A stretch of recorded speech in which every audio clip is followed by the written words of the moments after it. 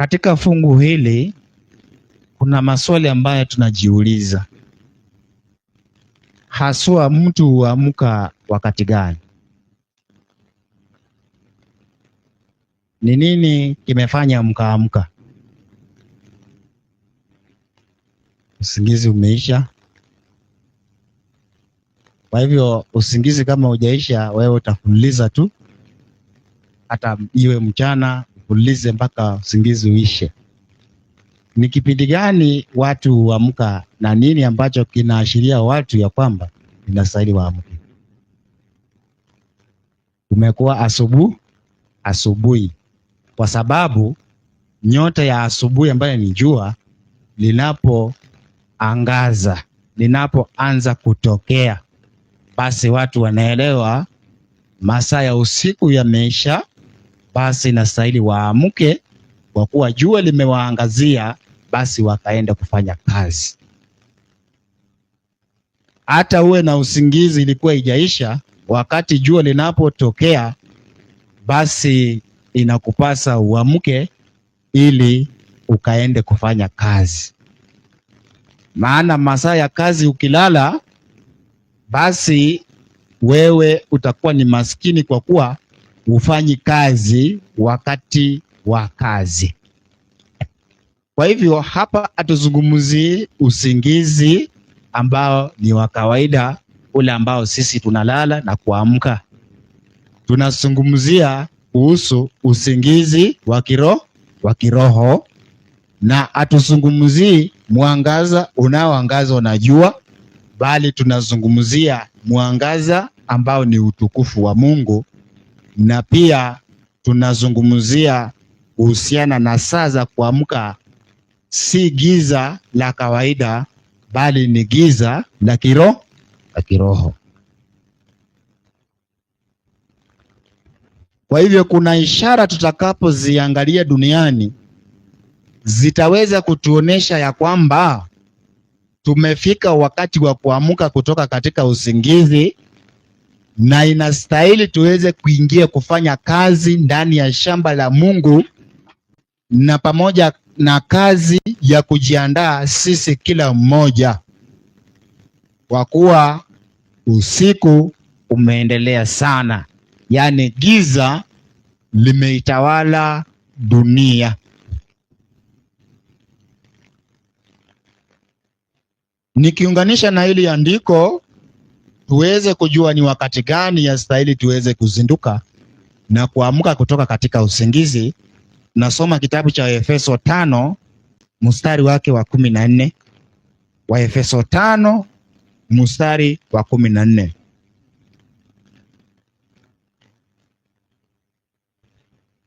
Inasema 5 mstari wa 14. Hivyo husema, amka wewe usinziaye, ufufuke katika wafu, na Kristo atakuangaza. Kwa hivyo kando na kulala kuna kusinzia. Unajua, kulala na kusinzia ni vitu viwili tofauti. Hapa kanisani mtu halali. Usione mtu amefunga macho ukasema huyu amelala. Hapana. Kile ambacho kinasumbua mtu kanisani ni kusinzia. Maana kulala, mtu hulala na anapoteza conscience, haelewi ni nini kinachoendelea.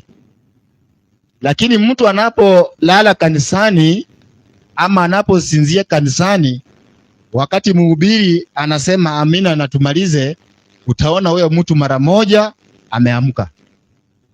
Hawezi kuendelea kulala, anaamka. Kwa hivyo huyo mtu hakuwa amelala usingizi, alikuwa anasinzia. Na kusinzia ndani ya nyumba ya Mungu ni kosa la jinai. Kusinzia ndani ya nyumba ya Mungu ni kosa la jinai.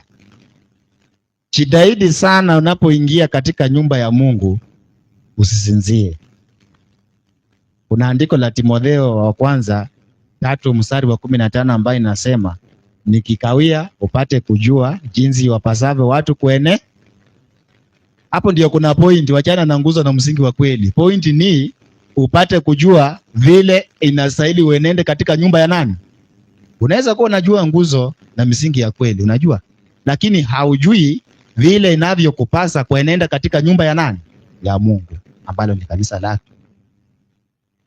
Kwa hivyo wengi tunajua misingi na wengi tunajua nguzo, lakini kile kinachotushinda sisi ni vile inatupasa tuenende katika nyumba ya Mungu iliyo kanisa la Mungu. Kwa hivyo tukielewa jinsi inavyotupasa kuenenda katika nyumba ya Mungu lililo kanisa la Mungu, hautapata mtu akisinzia kanisani. Maana yule ambaye anasinzia kanisani hajui vile inampasa kuweza kukaa katika nyumba ya Mungu. Kwa sababu usingizi huo si usingizi. Si usingizi kabisa. Si usingizi. Ni mbinu ya muovu kukuzuia wewe kile ambacho ungekipata kikusaidie kikuepuke. Tena anahakikisha ya kwamba ile point ambayo ingekusaidia anakuletea distraction ili usiweze kuipata. Kwa hivyo hapa tunazungumzia kuhusiana na kusinzia, lakini si kusinzia kwa kimwili. Tunazungumzia kuhusiana na kusinzia kwa kiroho. So inamaanisha majority ya watu wana matengenezo ambao ndio kanisa la Mungu mwisho wa dunia, majority wanasinzia na wako katika usingizi. Si usingizi wa kimwili.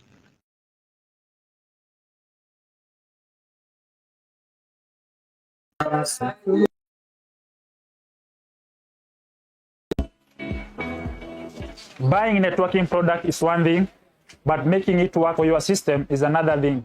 That's where most suppliers stops. At Leka Trading, we go further to supporting you. We don't just hand you a cabinet.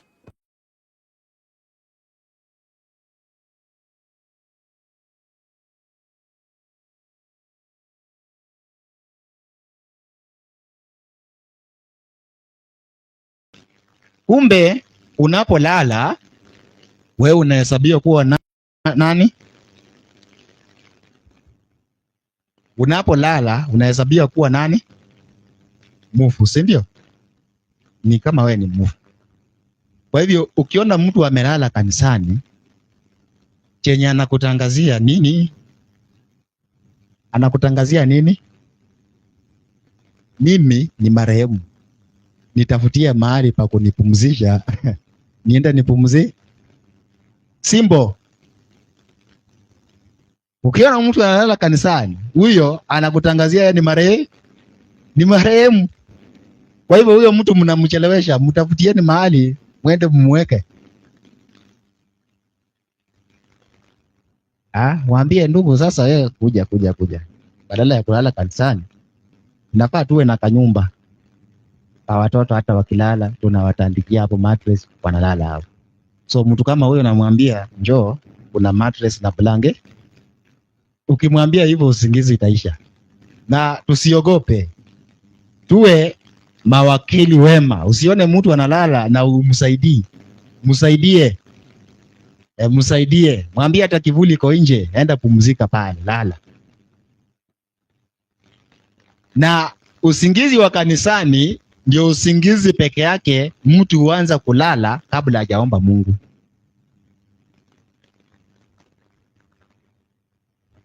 Kwa kuwa tulipoenda kulala jioni tuliomba Mungu, tukamwambia Mungu tulinde, tunaenda kulala. Tuamsha asubuhi. Na ni kweli Mungu anasema kabla ya mambo yote nataka. Kwa hivyo kabla hujakula unaomba. Kabla hujaanza safari unaomba. Kabla hujaanza biashara unaomba. Kabla hujalala unaomba. Kwa hivyo usingizi wa kanisani peke yake ndio mtu huanza kabla hajamuomba Mungu. Laiti angemuomba Mungu aseme, Mungu mimi nataka kulala masaa haya kanisani, nipatie usingizi mwema na uniamshe. Hiyo aombi.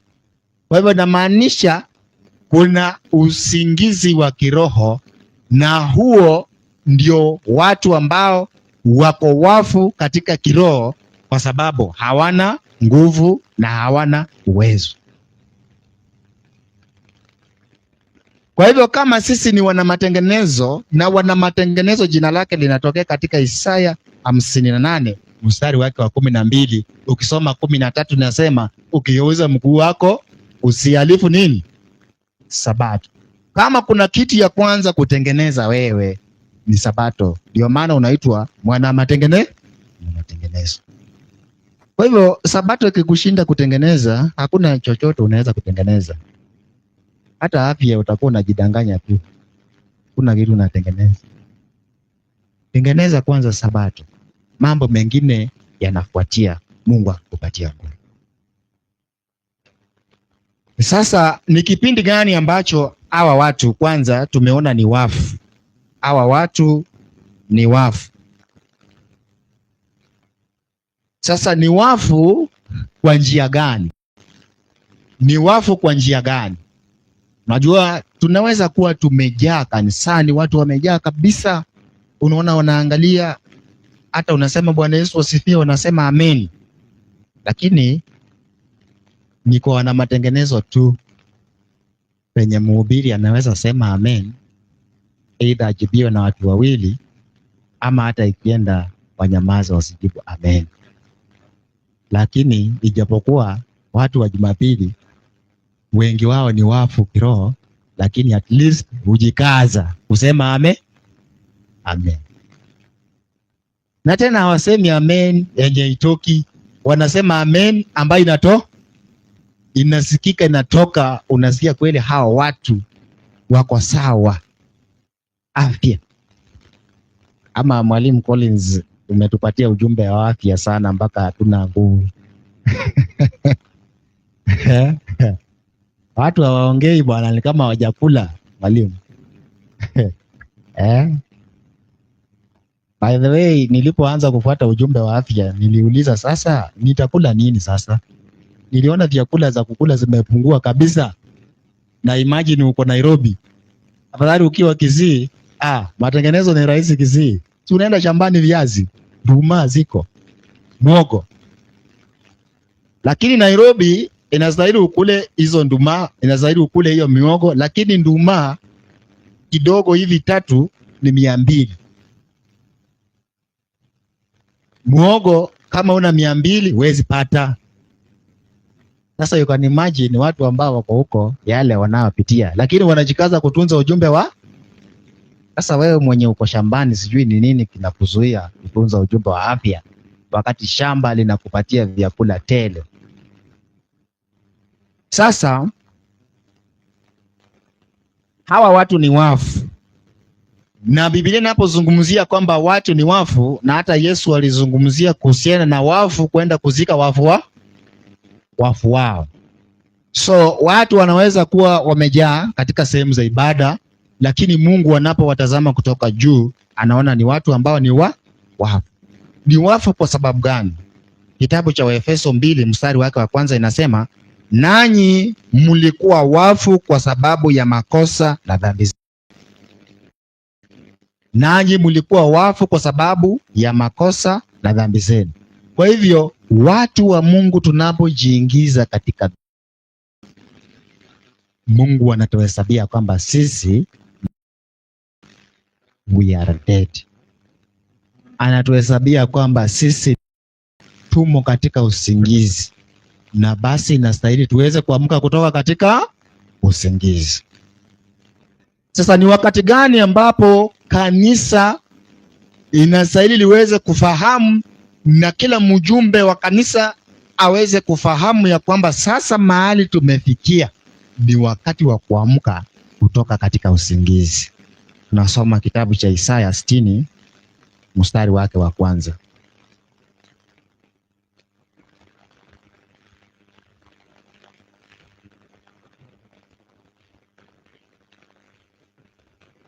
Inasema, ondoka uangaze, kwa kuwa nuru yako imekuja. Kwa hivyo nuru ikija, watu wanaondoka. Na ndio maana jua wakati linaangaza unakuta watu wanaondoka, walali tena. Kwa hivyo sisi nasi kuna nuru ambaye inalijia kanisa, na kanisa inabidi lifanye nini? Liondoke. Kwa hivyo nuru itakapokuja, nuru itakapofika, ndio andiko la Paulo katika kitabu cha Warumi 13:11 anasema, basi tukifahamu ya kuwa saa ya kuamka kutoka katika usingizi imefanya nini? Imefika. So hiyo saa inafika wakati nuru inaangaza. Inasema, ondoka uangaze, kwa kuwa nuru yako imekuja na utukufu wa Bwana umekuzukia. Kwa hivyo nuru inaandamana na nini? Inaandamana na utukufu. Nuru inaitwa light, inaandamana na glory.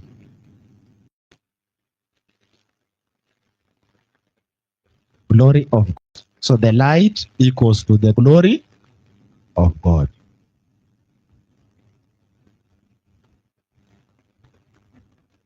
So katika historia ya dunia ni wakati gani ambapo nuru na utukufu wa Mungu unaangaza? Katika historia ya Biblia ni wakati gani nuru na utukufu inaangaza dunia?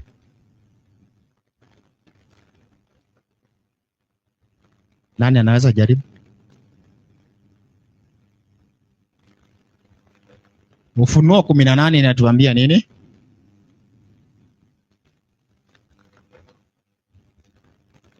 Ufunuo 8 mstari wake ni wa kwanza, anatuambia hivi: baada ya hayo naliona malaika mwingine akishuka kutoka mbinguni, mwenye mamlaka kuu. Inji ikaangazwa kwa utukufu wake. Inji ikaangazwa kwa utukufu wake. Kwa hivyo utukufu wa Revelation 18 ndio unaangazia kanisa, na kuanzia hapo kanisa linaambia kwamba saa ya kuamka kutoka katika usingizi imefanya nini? Imewadia. Kwa hivyo jana wale tulikuwa hapa tuliweza kuangalia ya kwamba Revelation chapter 18 ilitimia 2001. So kuanzia 2001 tunaambiwa kwamba ni saa ya kuamka kutoka katika usingizi. Ukilala kuanzia hiki kipindi kwenda mbele ni shida yako. Ni shida yako. So kuanzia 2001 kwenda mbele tunaambia kwamba saa za wokovu zimekaribia kuliko tulipoanza kufanya nini? Kuamini. So 2001 kuendelea mbele tunaishi katika kipindi ambacho kinaitwa the probationary time. Probationary time kuanzia 2001. Yesu ameextend muda kidogo ili watu wake wajiandae, maana dhambi za ulimwengu zimefurika na hasira ya Mungu imejaa duniani kwa mapigo yanayoonekana duniani. Kwa hivyo kuanzia 2001 Yesu ana extend a probationary time kwa muda kidogo ili watu waweze kuamka kutoka katika usingizi. Na hata wewe unaelewa vizuri ya kwamba most of the reformations zimeanzia mwaka wa 2000 kuja mbele. Kwa nini? Ni kwa sababu ya the light of Revelation 18. Because Revelation 18 ina symbolize a movement.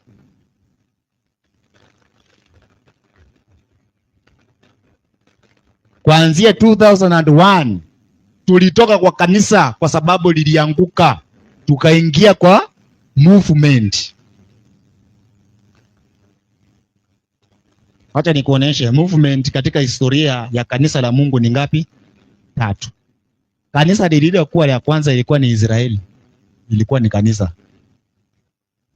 Israeli ilikuwa ni church, ilikuwa a movement. Lakini Israeli ilipoanguka, Yesu akatoa watu wanaitwa mitume. Mitume wakawa a movement. Israeli, mitume, disciples. Disciples walipotoka kwa kanisa lililoanguka wakatengeneza a movement. So hii ni movement ya kwanza.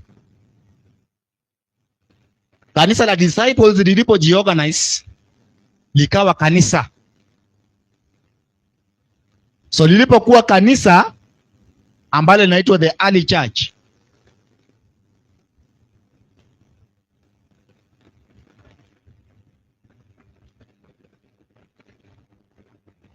lilipofika in the dark ages, kukawa na kitu ambacho kinaitwa the falling away. Wakati Constantine anaingia ndani ya kanisa na anachanganya upagani na Ukristo, anachangamanisha pamoja, ukaingia kipindi ambacho kinaitwa the falling away.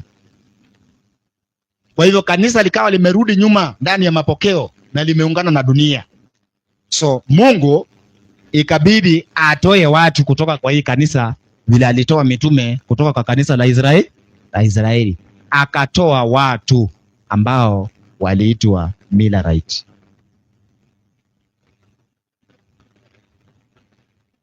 Millerite wakawa ni movement number 2.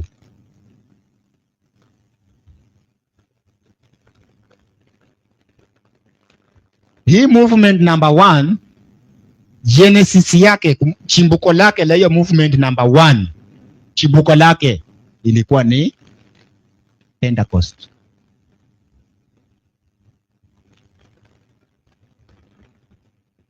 Pentecost inapatikana katika kitabu cha Acts chapter 2 and verse number 1. The early church ilipoanguka, chimbuko hili la hawa Millerite ilikuwa ni Revelation chapter 10 and verse number 1. Ni nini kilifanyika hapa? Tunaambia kwamba nguvu zilishuka juu yao. Hapa nguvu za Roho Mtakatifu zilishuka juu yao. Hapa Revelation 18 malaika anaposhuka, nguvu zinashuka juu ya kikundi cha Millerite. So hii ni movement number 2, chimbuko lake ni Revelation chapter 10. So tukitoka kwa movement hii tunaingia kwa kanisa lingine ambalo linaitwa SDA, Seventh Day Adventist Church. So Seventh Day Adventist Church nayo waachana na ujumbe wake, waachana na misingi yake, waachana na Mungu ambaye ni Mungu mmoja na kuleta mapokeo ndani ya kanisa. Kufikia 2001 Mungu akatangaza na kwamba hii system imeanguka. Officially Seventh Day Adventist Church, tangazo lake la kuanguka kwamba Babeli umeanguka ni 2001. So wakati inaanguka, Mungu anainua a movement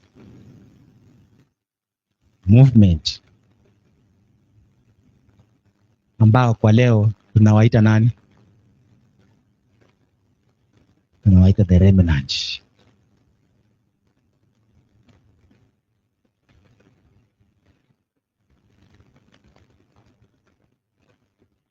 Hii ni movement number 3.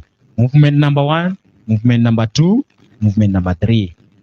Chimbuko la hiyo movement ni Revelation 18. Na nini kinafanyika Revelation 18? Nguvu zinamwagwa, Roho Mtakatifu anamwagwa, movement inaanzishwa. Kwa hivyo ukiangalia the trend ni kwamba a movement lazima ianzishwe na kumwagwa kwa nguvu za Roho Mtakatifu baada ya kanisa lililokuwepo likiasi, then movement inaanza. So sisi we are not only a church, we are a movement. Ndio maana watu hawatatuelewa tukiwaambia sisi ni kanisa, hawezi kutuelewa because we are a movement. So from a movement ndio unapata a church.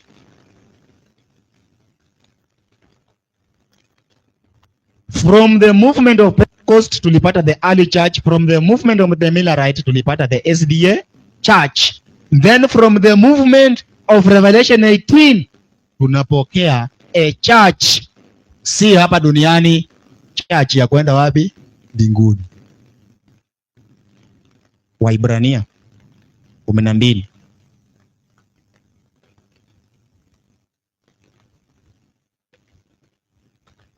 Waibrania 12 mstari wake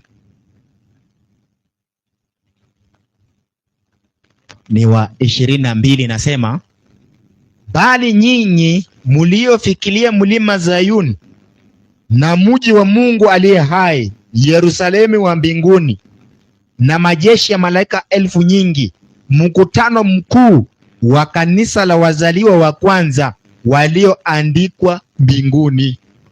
Kwa hivyo hii movement inazaa kanisa ambalo majina yao si hapa duniani, majina yao yako wapi? Mbinguni. Ndio maana ukiambia mtu sisi ni kanisa, hawaelewi,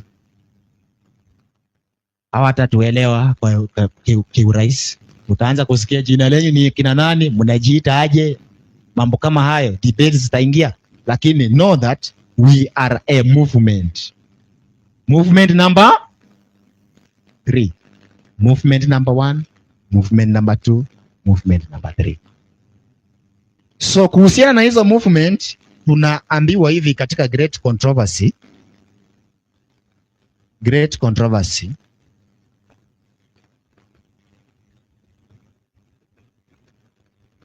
343 paragraph 1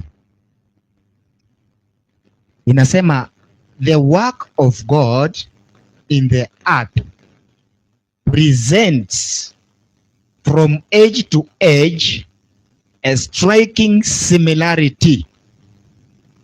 Kazi ya Mungu katika kila kizazi inaonyesha kufanana katika kila kizazi.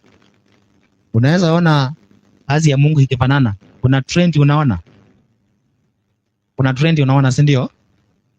Kanisa linaanguka, Mungu anamwaga roho, movement inazaliwa. Kanisa linaanguka, Mungu anamwaga roho, movement ikazaliwa. Kanisa likaanguka, Mungu akamwaga roho, movement ikazaliwa.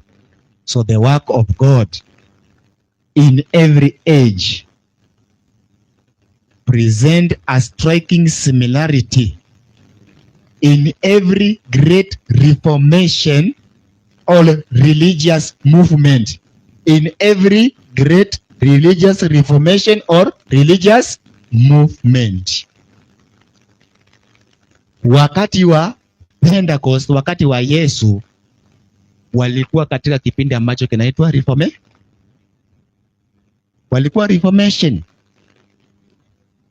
Waibrania 9 mstari wake wa 10. Waibrania 9 mstari wake wa 10, Biblia ya Kiingereza.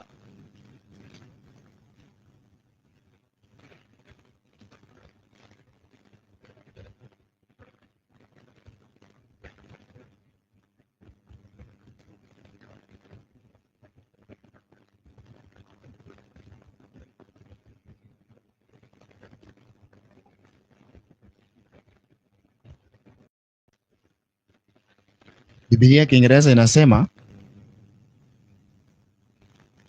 which stood only in meat and drinks and divers washings and carnal ordinances imposed on them until the time of reformation. So wakati kanisa la mitume linapoinuka, walikuwa wanaishi katika kipindi ambacho kinaitwa the time of reformation. The time of reformation. The time of reformation. So during this time of reformation, matengenezo yanapokuja katika kizazi, watu wanaanza kuangalia kana kwamba ni kitu mgeni. It is a new thing. Na wanaanza kuangalia with suspicion. Ni matengenezo gani yalikuwa yanafanyika hapa wakati wa Pentecost ama wakati wa kanisa la kwanza, ni matengenezo yapi yalikuwa yanafanyika? Yesu alikuwa ni Pasaka ama mwanakondoo wa Mungu achukue dhambi za ulimwengu. Na katika vizazi vyote walikuwa wanatumia mwanakondoo kuashiria utunzaji wa Pasaka. Sasa Pasaka mwenyewe alipokuja ambaye ni Yesu, ilibidi vinywaji vilivyokuwa vinatumia, nyama zilikuwa zinatumia, mamboga ambayo yalikuwa yanatumia yafike ukomo, tuanze matengenezo mapya. Kwa hivyo ilibidi Pasaka ibadilishwe, Wayahudi waamini ya kwamba Yesu ndiye mwanakondoo wa Mungu achukue dhambi za ulimwengu. Mitume walipokuja na hiyo Injili walikubalika kweli? Yesu alipoleta matengenezo walikubalika kweli? Yohana Mbatizaji alipoleta matengenezo walikubali kweli? Wakubali. Waliona kuwa ni kitu mgeni ambacho hakifai kuaminiwa. Vivyo hivyo matengenezo tunayoyafanya leo, watu wa kanisa ambalo limeanguka la Nominal SDA wanaona aje tukifanya matengenezo? Wanaona aje tukifuata ujumbe wa afya? Wanaona aje tukifuata ujumbe wa dress reform? Wanaona aje tukiimpress system ya true education? Wanaona aje? Wanaona sisi ni watu wa shakahola. Wanaona kana kwamba ni kitu mpya, lakini si kitu mpya, ni kitu ambacho kimekuwepo lakini kimewekwa nyuma.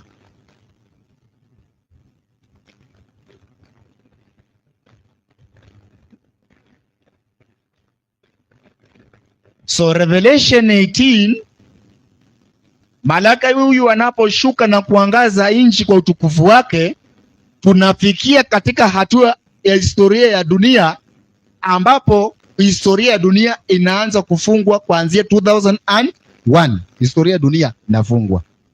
So kuanzia 2001, diligent Bible students, watu ambao wanamfuata mwanakondoo kila aendako, hao mawazo yao hayako duniani saa hii. Hayako duniani saa hii. Kama mpendwa, sasa hivi kuanzia 2001 ni miaka ngapi? 25 years. Na kuanzia 2001 historia ya dunia ilikuwa inaanza kufungwa. Yesu akaongeza probationary period kidogo ili watu wajiandae. Sasa mpendwa, kama mawazo yako yanaweza kuwa yako bado duniani, haujatoa mawazo yako duniani ukayapeleka mbinguni, pole. Ninasema pole si kwa kejeli, lakini ninasema pole kwa sababu ya huruma. Hatuelewi kama bado tuko katika usingizi kwa vitu za dunia, mali za dunia, investment za dunia hapa.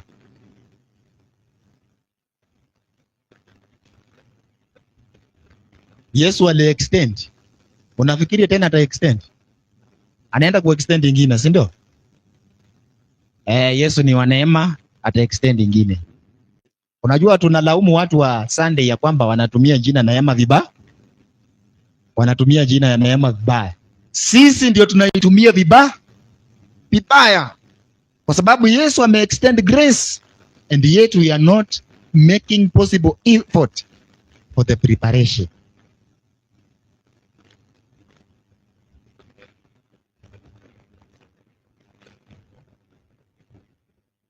So during this Revelation 18, inastahili kanisa liwe linafanya nini? Inastahili kanisa liwe linafanya nini? Kitabu cha Waefeso. Kitabu cha Wathesalonike wa kwanza 5 kuanzia mstari wa 16.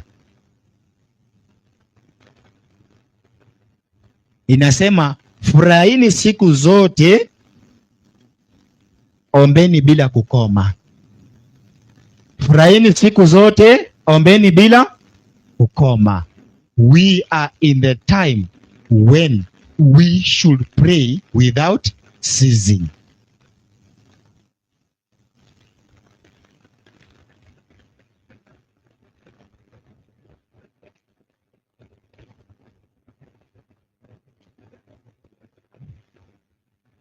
Tuko katika kipindi ambacho inastahili tuombe bila kukoma.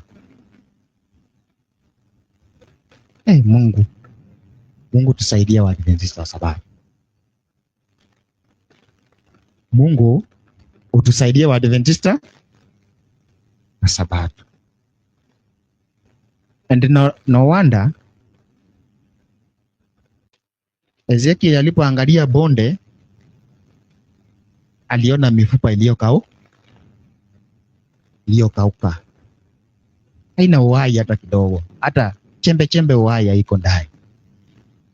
Na alipoangalia, Mungu alimwambia, this is the whole house of Israel.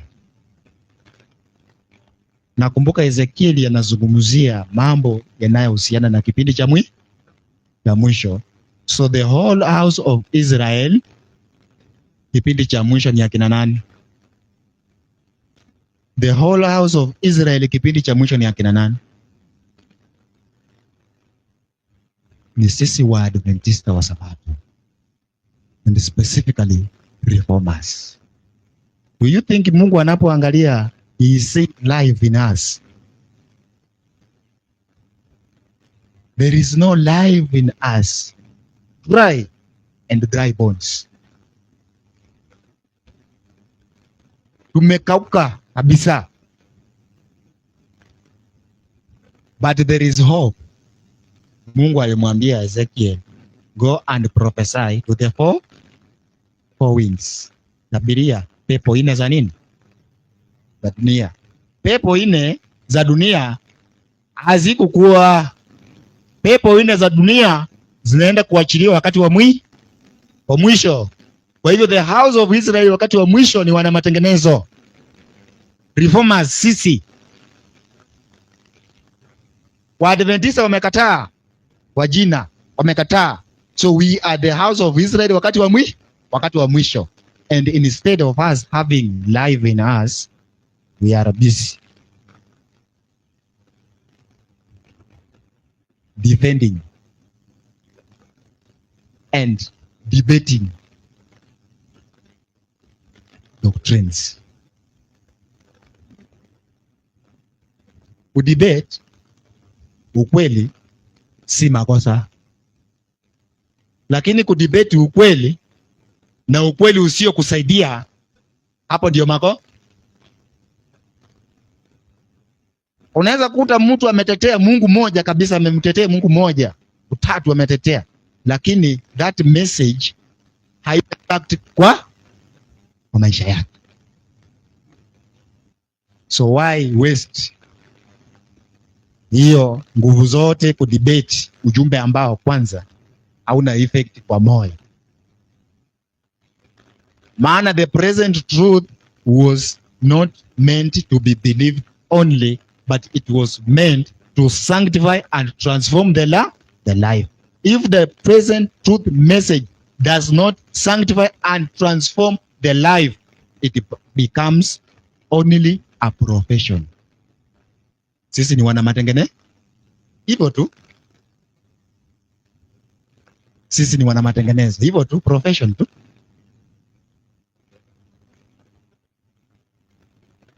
Na Ezekiel alipoambiwa tabiri ili pumzi iweze kutoka katika pepo ine, Ezekiel akatabiri, pumzi ikaingia na mifupa ikaunganika na ikajaa nyama, wakaamuka wakawa jeshi. So hiyo pumzi ambayo Ezekiel aliambiwa tabiri, hiyo pumzi kuipata ni wale ambao wataenda kwa magoti na kuomba Mungu, give us the latter rain. Kama hatutaomba the latter rain, we shall not receive the latter rain, neither shall we discern that we are in the time of the latter rain. So it is in the time of the latter rain that we need to wake up from the sleep. Ni wakati wa mvua ya masika ambapo tunahitaji kuzinduka, kuondoka kutoka katika wafu na kuondoka kutoka katika usingizi, because the latter rain will not be poured upon an impure mind.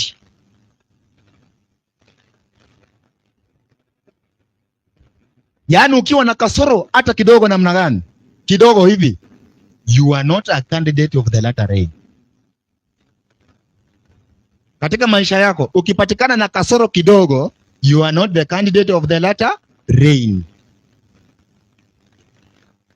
So kufufuka ambayo tunaambiwa tufufuka kutoka katika wafu ni deep confession and repentance and forsaking of sin.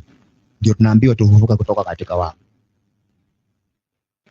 Kila mtu anajioji, njia zangu ziko sawa sawa na neno la Mungu. Mungu, leo hii kuongea kwangu, kufikiri kwangu na kutenda kwangu siku hii ya leo, ni wapi ambapo nimekosea? Nionyeshe udhaifu wangu, nipe nguvu niweze kushinda. That is the prayers that are being answered in heaven. Prayer ya kupewa nyumba na kupewa pesa na kupewa school fees na prayer ya forsaking of sins, repentance and confession, unaona ni gani inastahili ijibiwa kwanza?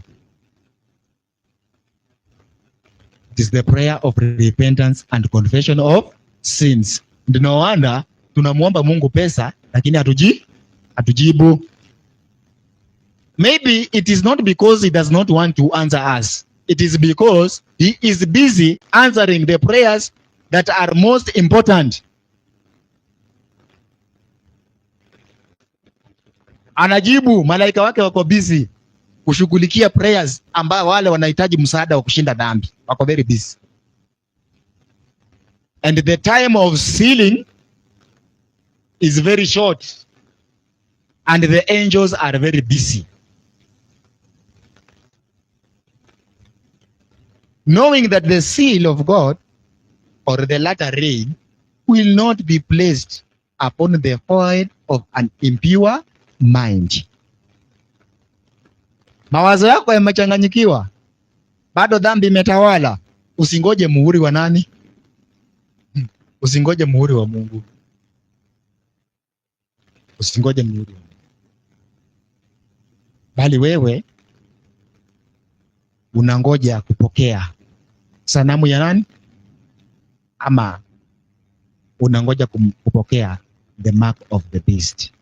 And the mark of the beast kuipata, yani si kibarua, hata si lazima uende uulize give me the mark of the beast.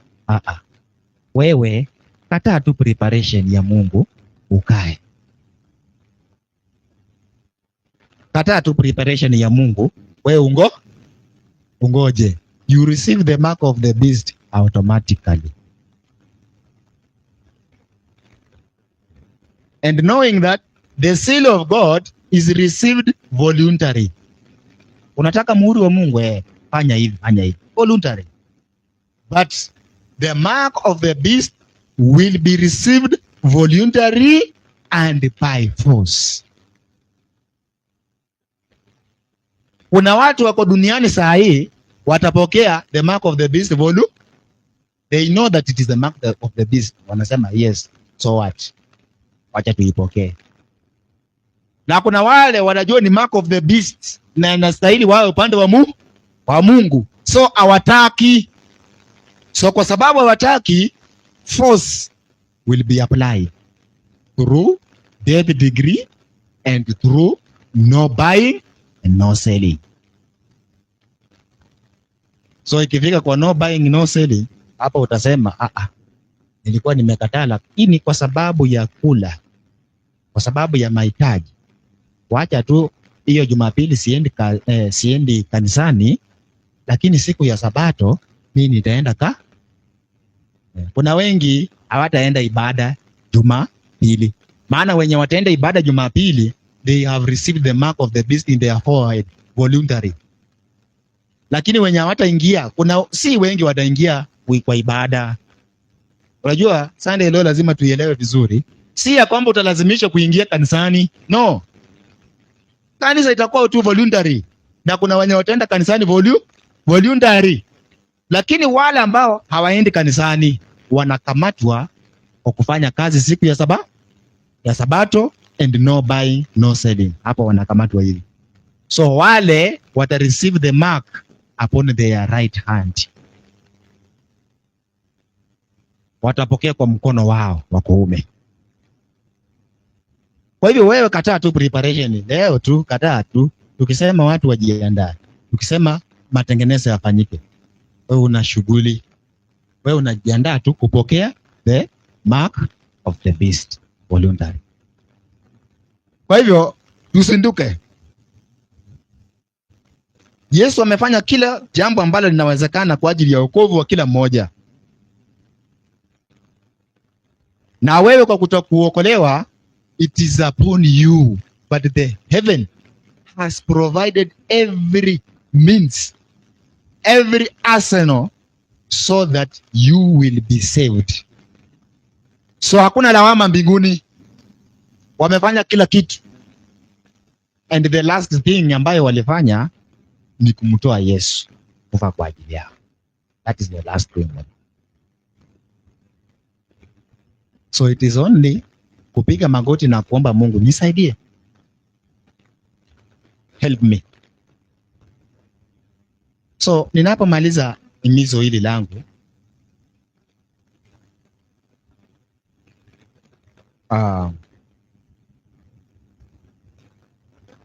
ninapomaliza hili himizo langu, niseme hivi: wapendwa, unahitaji kutafuta uso wa Mungu. Na usidhani kuja kanisa ndio umetafuta uso wa Mungu. Ukafika kanisani ukasema nishatafuta uso wa Mungu. Mungu hatafuti kanisani peke yake. Mungu anatafutwa hata nyumbani, Mungu anatafutwa hata kazini, Mungu anatafutwa kila wakati. Na Mungu anatafutwa kupitia kwa maombi.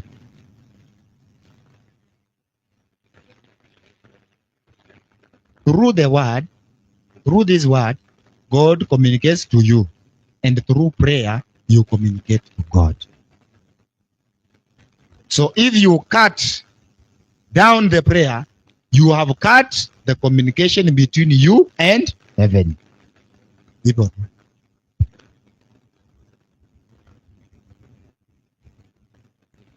And God does not answer our prayer, does not give us what we desire because we need it. Mungu atupatie yale ambayo tunayahitaji, tunataka kwa sababu tunaita.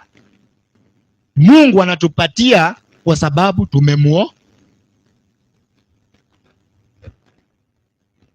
Mungu anatupatia kwa sababu tumemuomba. Si Mungu anajua tunahitaji roho? Si yeye anajua vizuri kabisa? Lakini kama hatutaomba atupatie. So if we don't pray anything to God, we shall not receive it.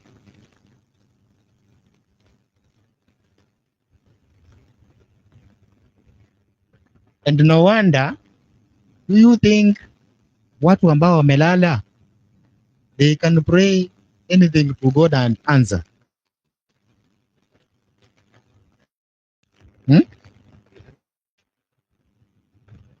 Unajua tunasoma kanisa ambalo lilikuwa ni kanisa la mitume wakati Peter walikamatwa.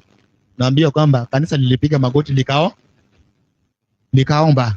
Na lilipoomba malaika alishuka kujibu haya maombi. Na gereza likatikisika na wakaachiliwa huru. Wao nadhani huyu mtumishi huyu bahati mbaya ashikwe. Si ndio? Kanisa la wana matengenezo Kenya mzima litapiga magoti. Biwa 100% ya kwamba tunaomba na anafunguliwa.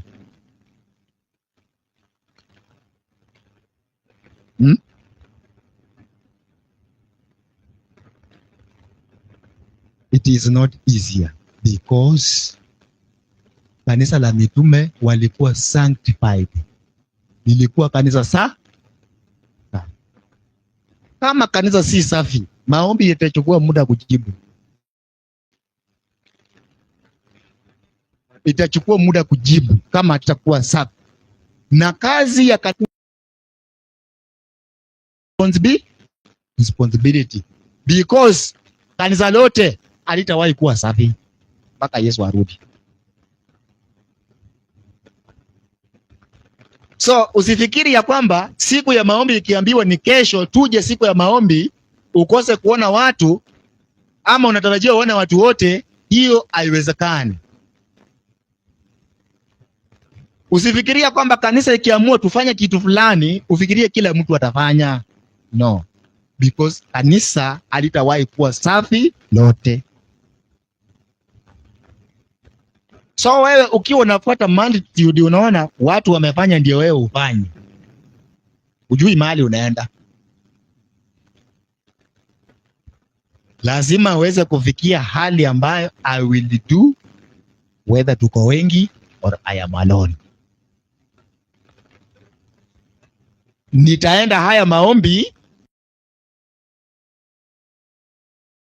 kanisani kwa sababu tulikuwa tumekubaliana. Hata nikijipata hapo peke yangu, haya maombi nitayafanya. Unajua tunaweza kubaliana maombi hapa na ukute watu hawa, wewe ukuja hapa ukute hakuna mtu.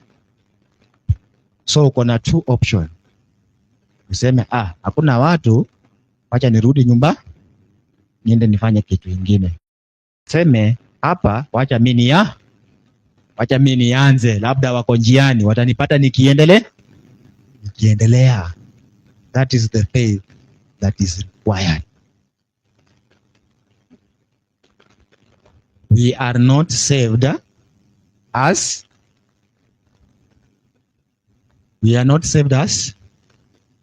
a sect. No denominational name has any virtue to bring us ever with God.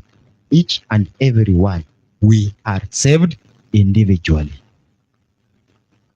Jina la wana matengenezo halitakuokoa. Wewe utaokolewa personally, your personal relationship with God. Ulikuwa unahubiri na wahubiri ama ulikuwa unakuja kanisani? Hapana. Utaokolewa kwa sababu matendo yako yamepimwa na yameonekana ya kwamba unastahili uokolewe. So mpendwa, the time that we are living, it is the time when the bones, Ezekiel aliangalia the valley katika Ezekiel 37 verse 9, akaona the bones are dry, na akasema it was very dry. Na tumeona wakati those bones zinaanza kuassemble na kuunda jeshi, tumeona ni kipindi ambacho the breath from the four winds, which symbolize the outpouring of the Holy Spirit in Revelation 18. Wakati itaanza, watu wataanza kuomba na kuanza kuona utukufu wa Mungu na ku-embrace the light. Hapo ndio watu wanaanza kuamuka kutoka katika usingizi. Na wanaamuka wakifanya nini? Nafikiri nakuwa mwenye kumaliza sasa. Danieli 12 mstari wake ni wa pili, nasema tena wengi wa hao, sio hii. Mstari wa 3 inasema na walio na hekima watang'aa kama mwangaza wa anga, na hao waongozao wengi kutenda haki watang'aa kama nyota milele.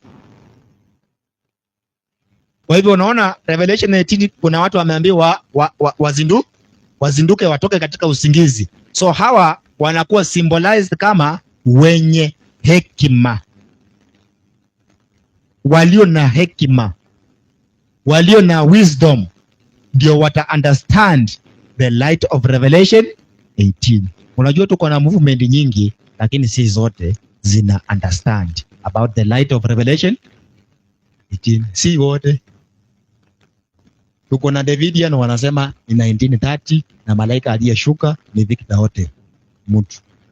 Hiyo ni movement, ni wana matengenezo pia. Naomi na wanasema bado hajaoneka. Wanasema Revelation 18 bado hajaonekana. Anaonekana baada ya Sunday hilo. Hao ni watu wako duniani. So ni movement gani inaelewa about the light of Revelation 18?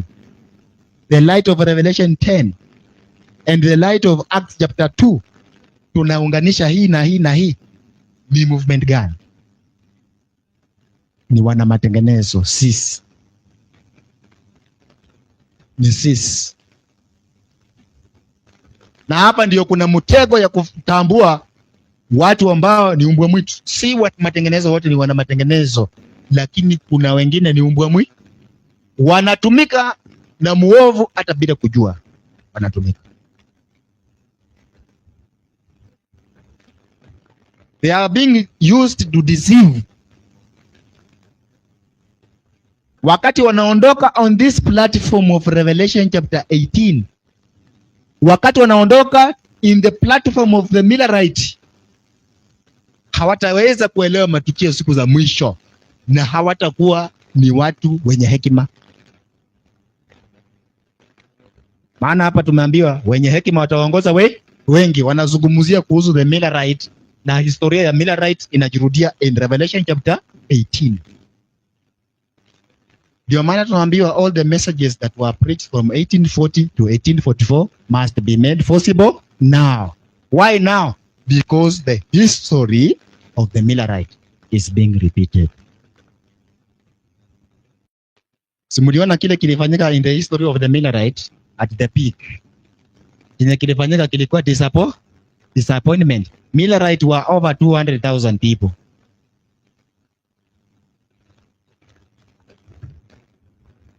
Ilikuwa ni about 200,000 people. Lakini when the test came, they were disappointed. Wakapakia how many people?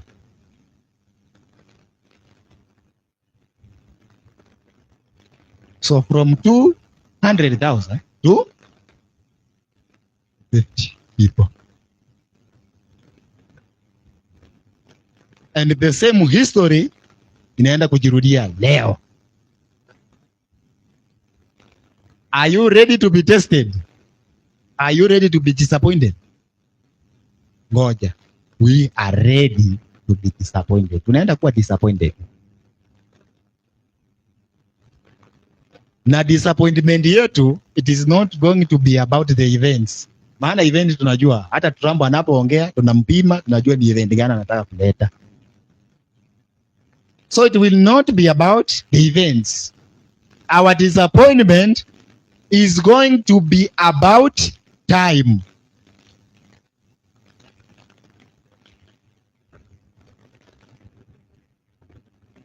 Our disappointment is going to be about time. All the eyes ya wana matengenezo, bila kudanganya, macho yao imefix mwaka gani? 2031. Mimi sipingi haitakuwa 2031. Mimi kila nitafanya, nitajiandaa. Iwe 2031 ama iwe 2026, niwe tayari. Nitajiandaa. Hiyo ndio kazi nimepewa. Nijiandae. Kama iwe 2031 sawa. Kama iwe 2026 sawa. Ikiwa 2040 bado niendelee kujiandaa. Na nisijiandae kwa sababu ya msisimuko, nijiandae kwa sababu I am transformed. Kila ambacho kinaenda kufanyika 2031, ninakwambia Yesu alisema hivi. Katika Luka 18 mstari wake wa 8. 2031, Yesu in case atakuja 2031, ikishaisha, aliuliza hivi. Luka 18 mstari wake wa 8, Yesu aliuliza hivi.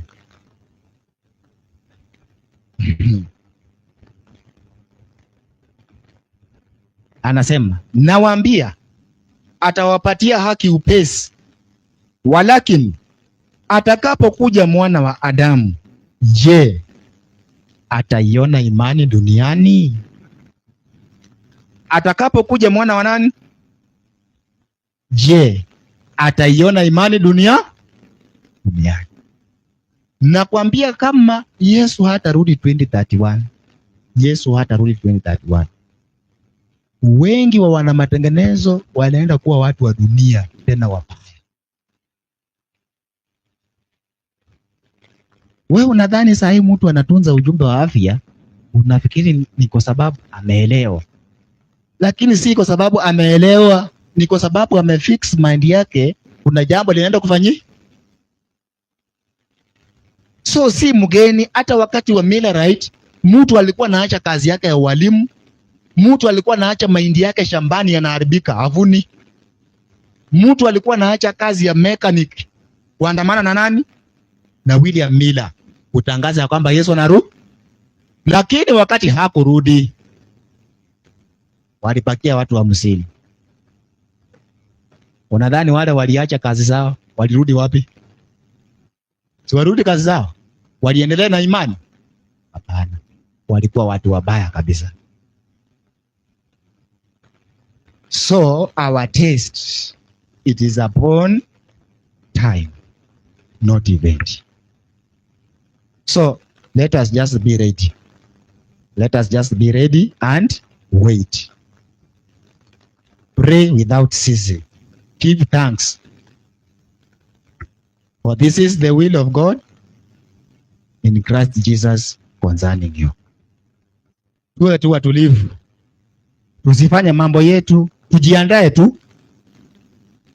Napendanga quotation ambayo nimesahau, nasema let us prepare as if the Lord is coming tomorrow or today. Tujiandae sisi maisha yetu ya kiroho kana kwamba Yesu anakuja sio 2031 kesho.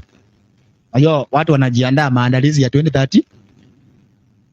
Maandalizi ya ujio wa Yesu ni kila siku, kila dakika. Maana unaweza kujiandaa, unajiandaa 2031, leo probation ni ngapi? Ni 2. Ukifa probation yake imefungwa, hakuna chochote unaweza kufanya. So wewe unalinga kidogo kusema si ni 2031 nitajiandaa, lakini unaacha kazi ya kuconfess dhambi zako kila siku, maana hiyo ndio kujiandaa, then suddenly ukufe. Hiyo 2031 itakusaidia? No. Your case has already been decided. Kama huko umekiri dhambi zako, unawekwa mkono wa kushoto, unachanganyika pamoja na mbuzi kungojea hukumu na adhabu ya milele. So leo hii the most thing that we should do is confess our sins to God. Confess our sins to Christ, who is the Lamb of God that taketh away the sins of the world. Tuhakikisha kwamba kweli dhambi zetu zimeondolewa. Kwa nini Yakobo alipigana na malaika usiku kucha? Why? Mbona alikuwa anapigana naye Justus?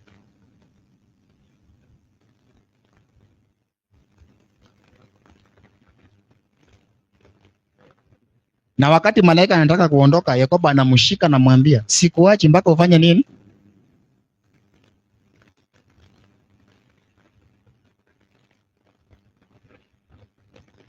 Unaona ni baraka gani hizo Yakobo?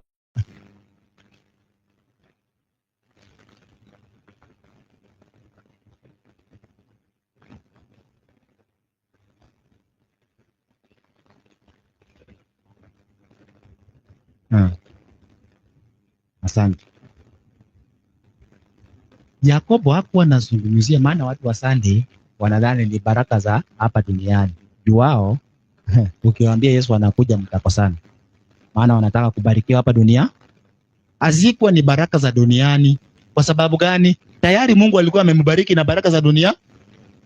Juu wakati aliondoka kwa Laban, aliondoka na mali yote ya Laban. Laban anasema ametuacha hivyo. So si hizo baraka Yakobo anazungumzia.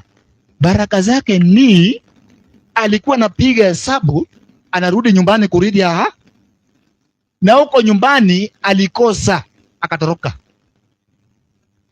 So anaporudi hata anahangaika, anasema sasa ndugu yangu, kwanza alipoambia kwamba Esau anakuja na jeshi la watu 400, hapo ikamstua.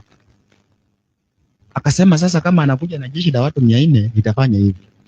nitagawa watu wangu kama kundi mangapi? Mawili. Wengine waende huku na mimi niende huku.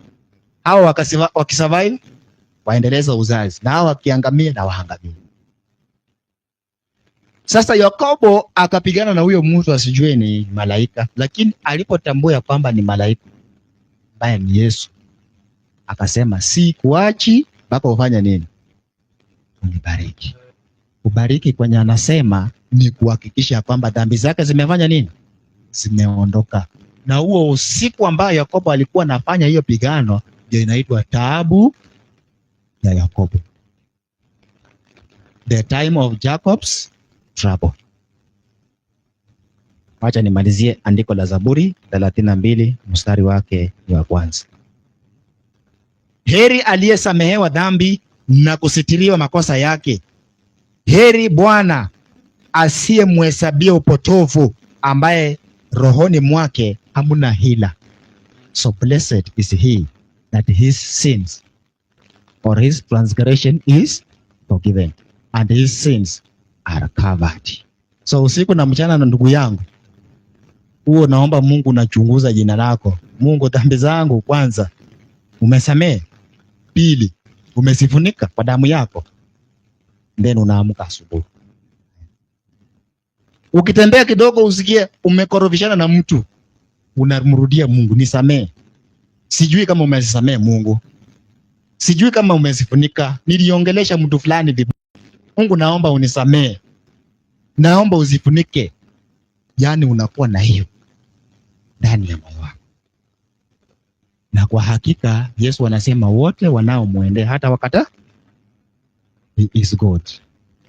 He is there to forgive our sins, because our sins ndio zinatuseparate na Mungu wetu. Kwa hivyo Mungu aweze kuwabariki katika himizo hilo kidogo la kutuonesha kwamba we are living in a most solemn time, na events zinapata ulimwengu with surprise. Unakaa tu unasikia jambo limestuka, mko mmepanga, mko mmefanya nini with surprise. And by the way, mimi nimekuwa hospitalini nikuuguza dada yangu, watu wanakufa. Watu wanafanya nini? The death rate ya watu wanaokufa Kenya ni astonishing. Watu wanakufa. We don't know what is happening, lakini watu wanakufa. Utaenda hivi na mgonjwa, hautakosa kutoka hapo usikia watu wanalia hapo, wengine wanalia pale. Nienda hospitali mbili zote hivyo tu. Aswa in the public hospitals hatujui ni nini kinachoendelea, because in Kenya prophetically Kenya has a role to play in the last events prophetically. So Kenya is a battleground between good and evil.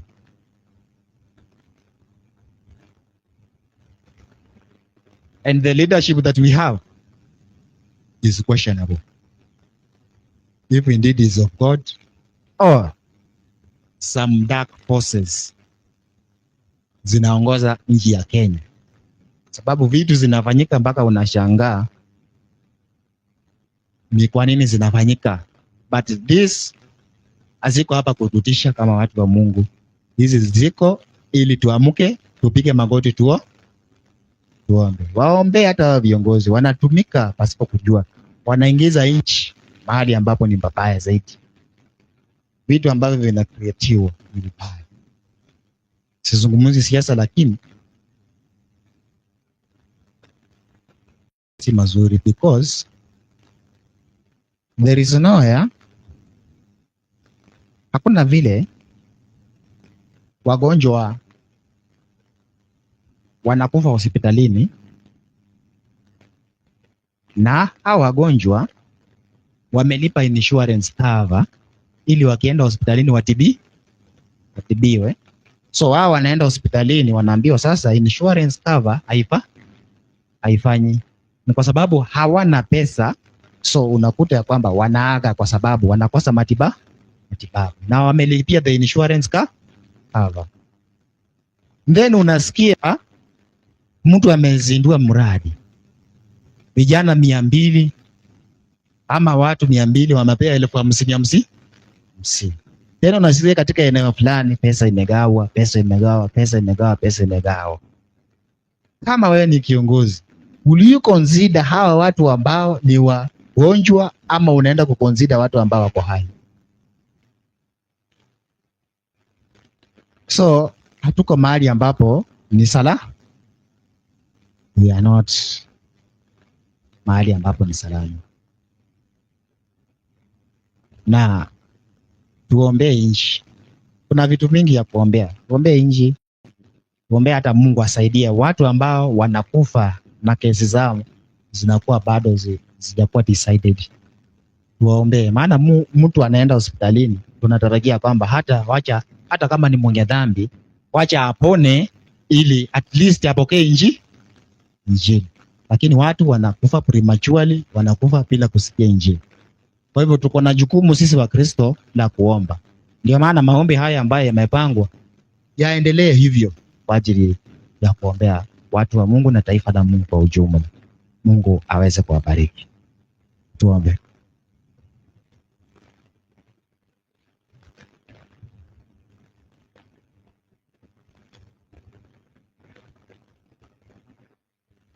Baba wetu uliye mbinguni, Mfalme wetu, tunakushukuru na kukuhimidi kwa kuwa kwa hakika sisi kama watu wako wanaokutafuta vikamilifu katika roho na kweli, haujaweza kutuacha katika giza, bali umetufunulia mambo makubwa na ya ajabu yanayohusu mwisho wa wanadamu. Mfalme, tunakuomba tupe Roho wako Mtakatifu akatawale nia zetu, mawazo yetu, akatuweke katika njia ya haki. Tunakuomba nia iliyokuwa ndani ya Bwana wetu Yesu Kristo ikaweze kuwa ndani yetu. Tunaishi katika kipindi ambacho inastahili tuweze kuzinduka, kuamka kutoka. Mfalme, si jambo rahisi watu kuamka kutoka katika usingizi, bali ni nguvu zako tu zitakazo tuamsha. Fanya jambo Mfalme litakalosababisha watu wako waweze kuamka kutoka katika usingizi. Tubariki sote kwa ujumla kwa kuhakikisha kwamba makosa yetu yanasamehewa na yanafunikwa dhambi zetu. Mfalme, tukubali jinsi tulivyo. Kubali huduma yetu ijapokuwa mikono yetu ni michafu. Tutakasi midomo yetu, mili yetu, roho zetu, nafsi zetu. Mfalme, tutakasi ili tuweze kuwa ni watu na kubalika. Pambano dhidi ya ukweli na uongo linaendelea. Mfalme, tuko upande wa ukweli. Wacha kweli ikatutakasi, ikatusaidie ndani ya hili pambano, na wote watakao kutegemea Bwana watainuka wakiwa washindi. Tunaelewa pambano hili ijapokuwa linaendelea duniani, hata ndani yetu bado linaendelea. Wengi wetu tunasita, tuchague uovu ama tuchague ukweli. Hata mioyo yetu inatamani kutenda ukweli, lakini mara nyingi hujipata tunachagua lile lisilo kupendeza. Kristo, tusaidie kwa kutupatia Roho yako Mtakatifu. Tuondolee nia ya mwili, tupatie nia ya Roho. Kwa pamoja nasi. Katika jina la Yesu Kristo tumeomba na hata kuamini. Amen.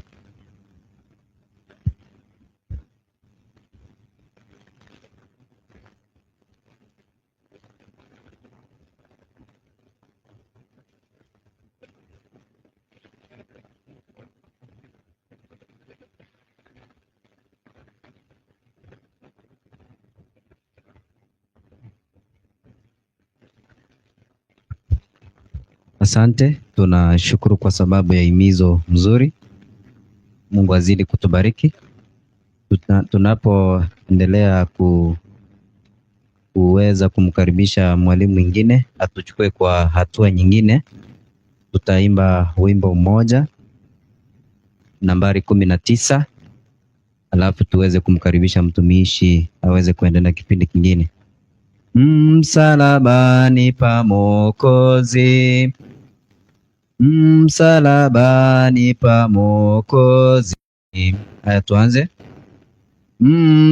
msalabani pa Mwokozi. Hapo niliomba upozi, moyo wangu ulitakaswa, na asifiwe, na asifiwe, na asifiwe. Alinikomboa kwa damu, na asifiwe.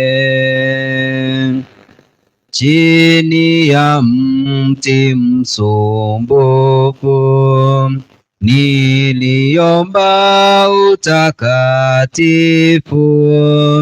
alinikomboa kwa damu, na asifiwe, na asifiwe, na asifiwe. Alinikomboa kwa damu, na asifiwe. Kwa ajabu ninaokoka, Yesu anakaa moyoni, mtini alinifilia, na asifiwe, na asifiwe, na asifiwe. Alinikomboa kwa damu, na asifiwe. Damu ya Yesu ya thamani,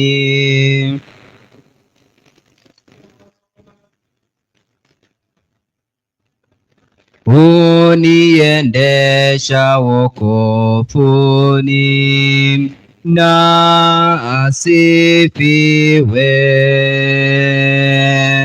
na asifiwe, na asifiwe.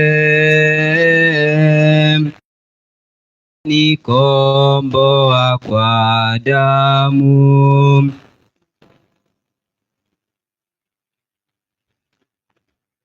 tutasimama na wimbo nambari 135.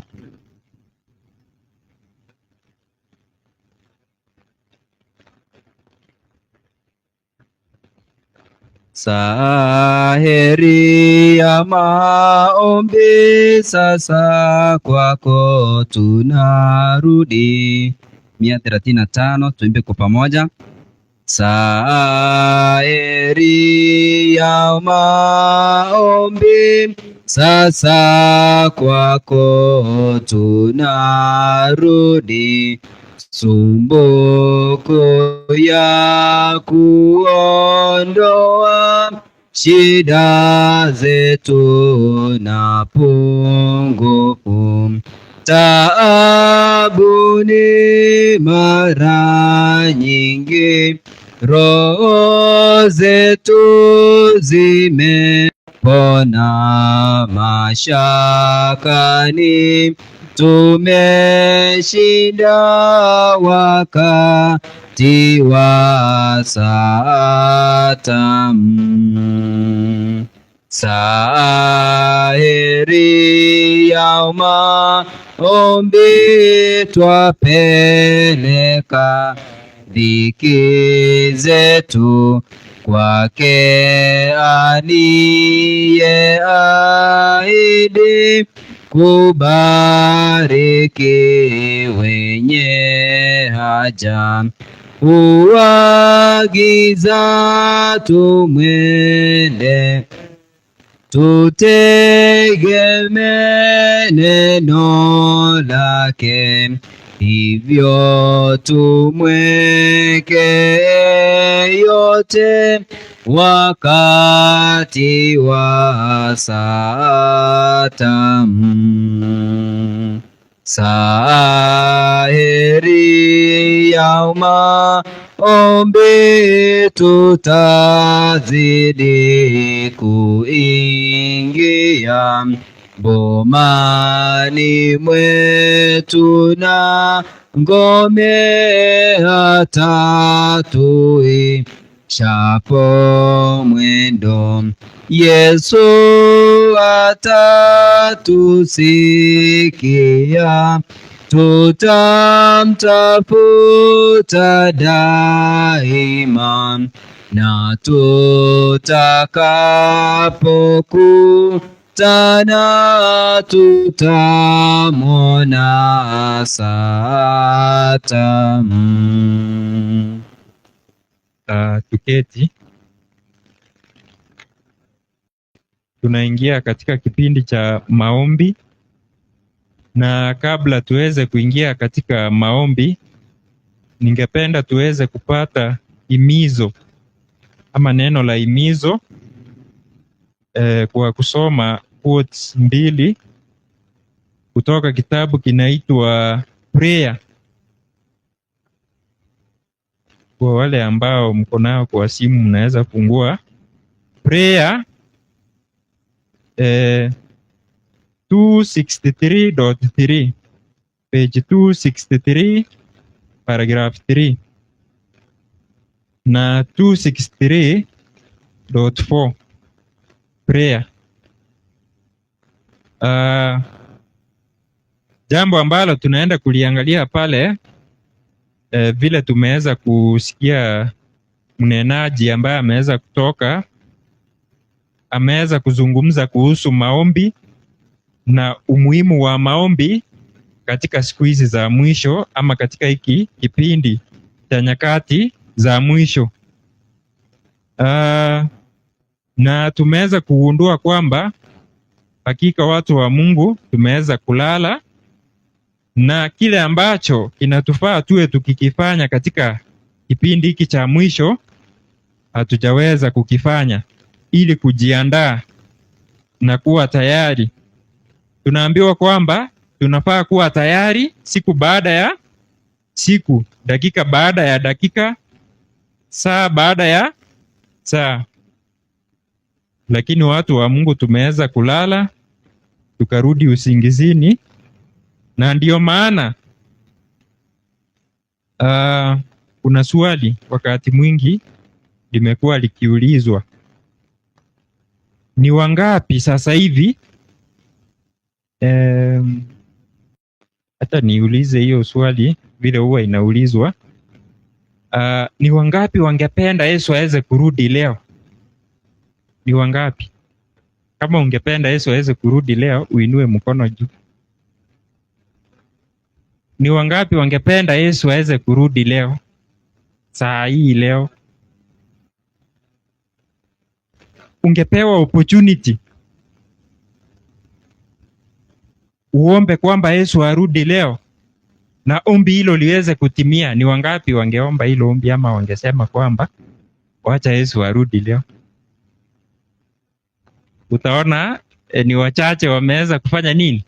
Kuinua mikono yao. Kwa nini? Ni kwa nini wengi hawajaweza kuinua mikono yao ikiwa watakubali kwamba Yesu arudi leo? Ni kwa nini? Nani anaweza jibu hiyo? Ni kwa sababu hatujafanya nini? Hatujajiandaa. Na kwa sababu hatujaweza kujiandaa, ndio maana tuko in doubts. Tunaishi katika doubts. We are not sure in what we believe, kwamba Christ will do what? Will return soon. Na ndio maana hata kungekuwa na nafasi siku ya leo kwamba Yesu arudi leo, hakika wengi vile hatujaweza kuinua mikono, na ni hivyo hatutauridi uzima wa milele, si ndio? Kwa sababu gani? Kwa sababu hatujaweza kujiandaa, na njia moja ya kujiandaa ni kupitia kwa maombi. Tunaambiwa kwamba kupitia kwa maombi ndipo tunapata nini? Nguvu ya kutuwezesha kushinda dhambi, nguvu ya kutuwezesha kushinda ulimwengu, na nguvu ya kutuwezesha kutii nini? Ukweli. Sasa hebu tuingie kwa hiyo quotation ambayo niliwaambia, prayer 263.3. Na ukisoma pale inazungumzia kuhusu kuomba, na inapozungumzia kuhusu kuomba inazungumzia maombi ambayo ni ya kuharakisha. Watu wa Mungu katika kipindi cha mwisho sio watu ambao wataweza kustahimili, ama si watu walio na uvumilivu, lakini ni watu ambao wameweza kufanya nini? Kurudi nyuma katika kuomba. Na njia moja hapo ya kurudi nyuma katika kuomba ni kujihusisha katika maombi ya kuharakisha. Maombi ya kuharakisha na occasional hurried prayers and occasional prayers. Occasional prayers ni maombi gani? Nani anaweza tusaidia hapo? Occasional prayers. Maombi kwa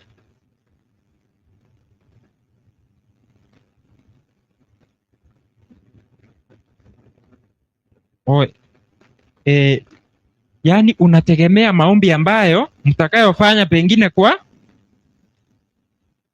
kwa kanisa, si ndio?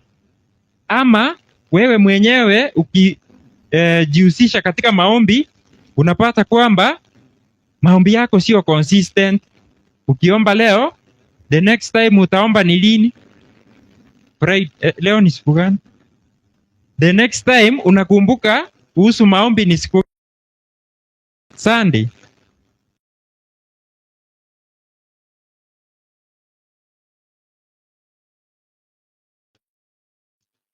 Yani unaomba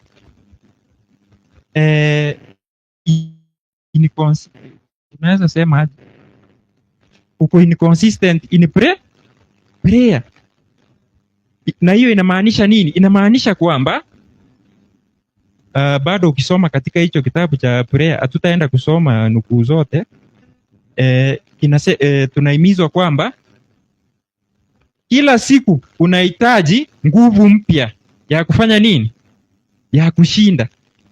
Kwanza tumeona tunashinda nini? Tunashinda nini kwanza?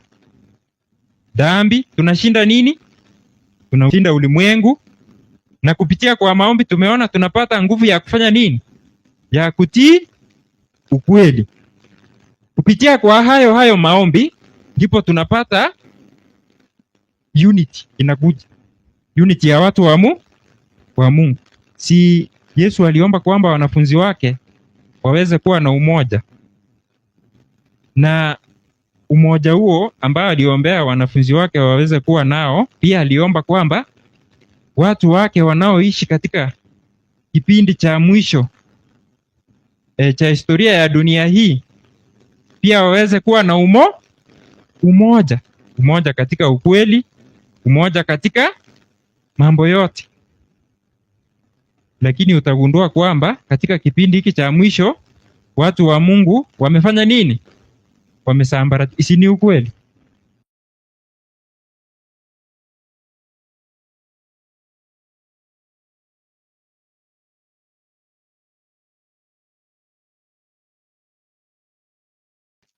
Kupitia kwa maombi unity tunapata unity. Kupitia kwa maombi nini ingine tunapata? Tunapata nini ingine kupitia kwa maombi? Kupitia kwa maombi tunafunuliwa ukweli. Usije ukadhani kwamba utaweza kuelewa ukweli vile Mungu ameufunua kama utaingia katika maombi. Hata ukweli ukiweza kufundishwa, hautaweza kutambua kama ni ukweli, na utaweza kutofautisha kati ya ukweli na kile ambacho si ukweli. Kwa hivyo maombi ni jambo la muhimu sana. Sasa hii quotation ambayo tulikuwa tuisome inasema hivi: hurried or occasional prayers are not real communion with God. Heaven is not closed against the fervent prayers of the righteous. Elijah was a man subject to like passions as we are, yet the Lord heard and in a most striking manner answered his petitions. The only reason for our lack of prayer with God is to be found in ourselves. If the inner life of many who profess the truth were presented before them, they would not claim to be Christians. They are not growing in grace. A hurried prayer is offered now and then, but there is no real communion with God. Hata niisome kwa Kiswahili. Maombi ya haraka na ya mara kwa mara si ushirika halisi na Mungu. Sijui kama hiyo imetranslate vizuri.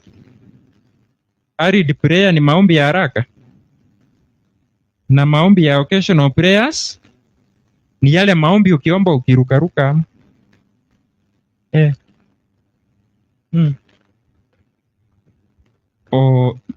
Nimeweza kuwaelewa hapo. Occasional prayers ni yale maombi ambayo pengine tutakayoyafanya kwa kujumuika hapa, ama jambo fulani likafanya nini, likatendeka, ndiposa ukajikuta katika maombi. Lakini we are not consistent in our prayers at an individual level. Mbingu